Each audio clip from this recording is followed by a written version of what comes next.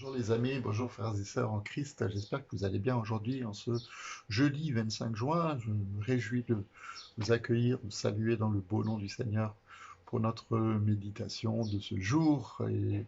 Et voilà, j'avais l'intention de commencer aujourd'hui, dans les prochains jours aussi, de faire une petite méditation autour des dons du Saint-Esprit. Vous savez que on a beaucoup parlé de l'appel qui est le nôtre, aussi de la vision que le Seigneur veut donner à l'Église ou à un groupe de personnes qui veulent le servir. Ben, pour servir le Seigneur, il nous faut aussi être équipé. Parmi cet équipement, il y a un cadeau qui nous est fait, puisque c'est un cadeau, c'est rien d'autre qu'un cadeau qui est complètement immérité, qui s'appelle les dons du Saint-Esprit que Jésus envoie de la part du Père selon sa promesse.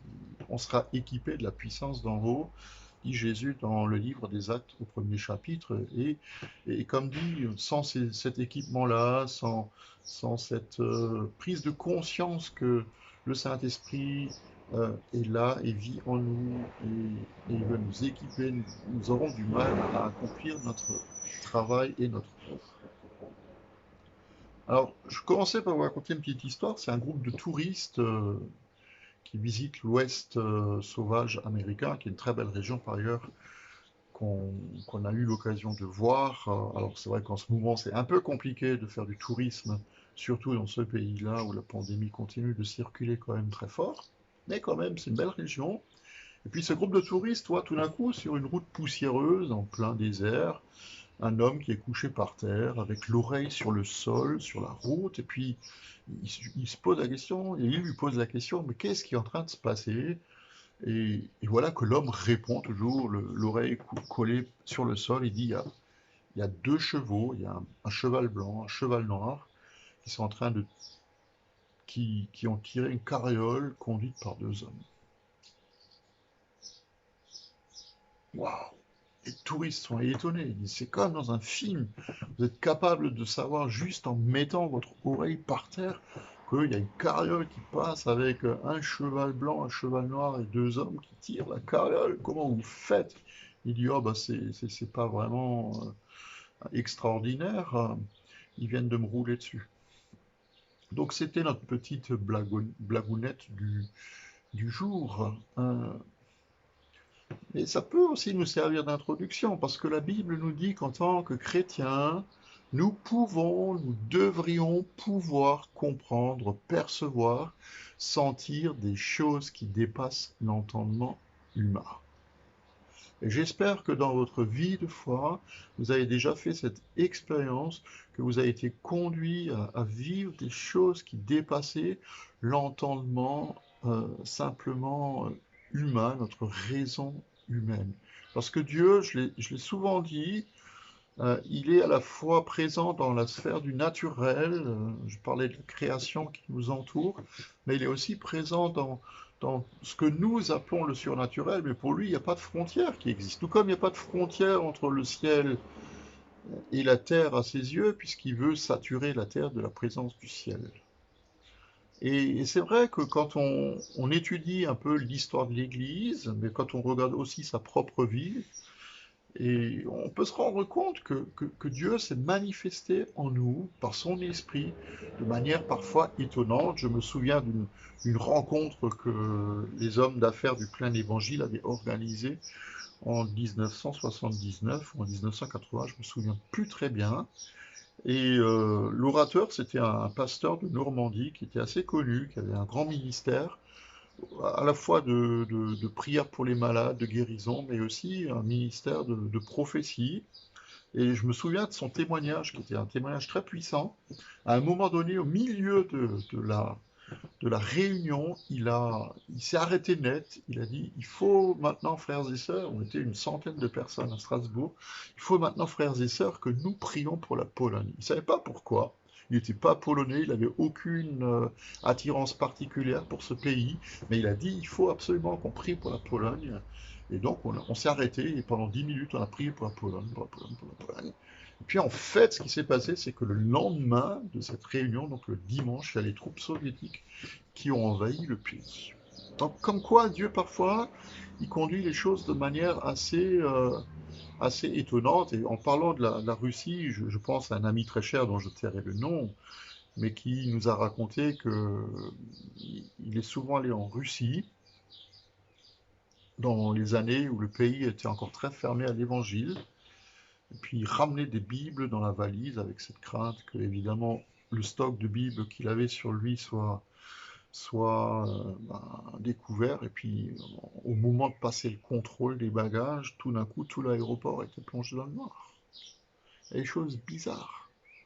Puis avec un groupe d'amis, ils sont allés prier, parce que le Saint-Esprit les a conduits, ils sont allés prier sur la place Loubianka, qui était le siège du KGB.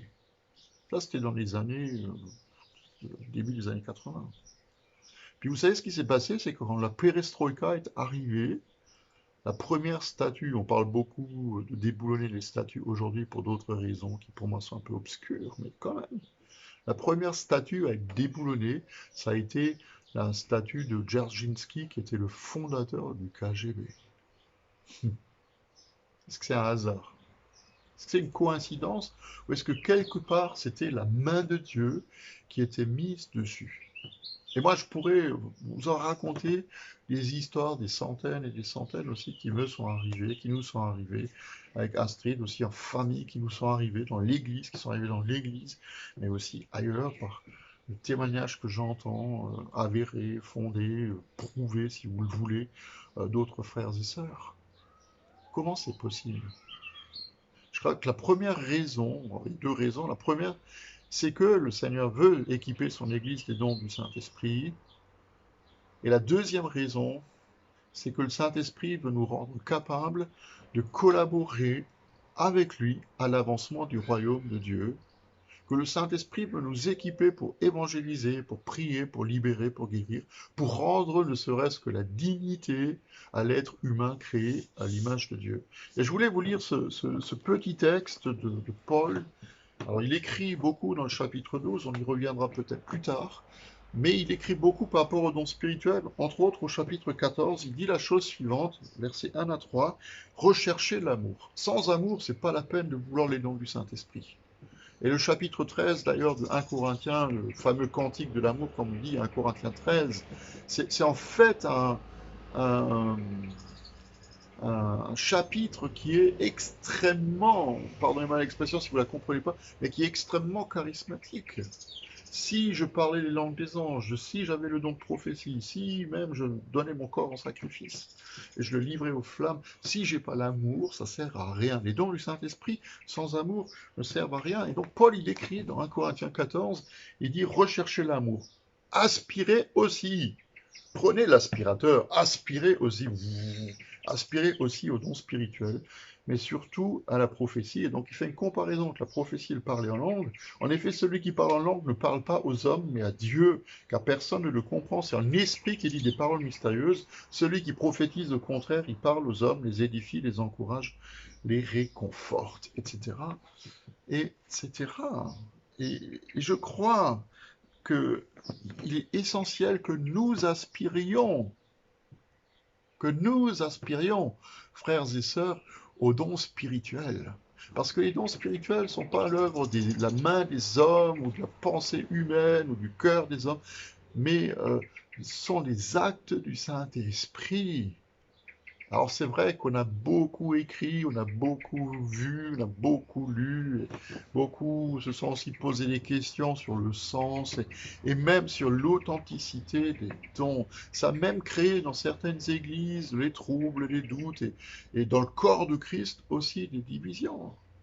Et puis il y en a d'autres aussi qui disent qu'aujourd'hui, nous n'avons plus besoin des dons spirituels parce qu'on a aujourd'hui la parole de Dieu et que le canon de l'écriture, comme on dit dans l'Église ou dans l'histoire de l'Église ou dans la dogmatique de l'Église, on a le canon de l'Église, on n'a plus besoin, donc le canon de l'écriture n'a plus besoin de reste qui seraient des options. Il y en a d'autres qui disent que les dons de l'esprit ont disparu à la fin de l'ère des apôtres, mais je peux vous le dire que c'est faux. C'est faux parce que d'abord c'est attesté par l'écriture, il n'est pas dit dans l'écriture que les dons vont s'arrêter quand le dernier des apôtres sera mort. C'est faux aussi par notre expérience, c'est faux aussi par l'histoire de l'Église, et c'est faux aussi par la parole de Dieu. Et moi, je suis d'avis, frères et sœurs, à ce que nous écoutions ce que l'apôtre Paul, il a à nous dire. Donc je vais vous laisser ce soir dans le suspense absolu. Qu'est-ce que l'apôtre veut nous dire? Qu'est-ce qu'il veut nous dire au sujet des dons spirituels? Et moi, je me réjouis de vous retrouver demain pour notre prochaine méditation. On va sonder les Écritures, creuser un peu plus profond dans le sens de cet équipement que nous donne le Seigneur. Je vous souhaite une bonne fin de journée. Soyez bénis, mes amis, mes frères et sœurs. Et je vous donne rendez-vous demain.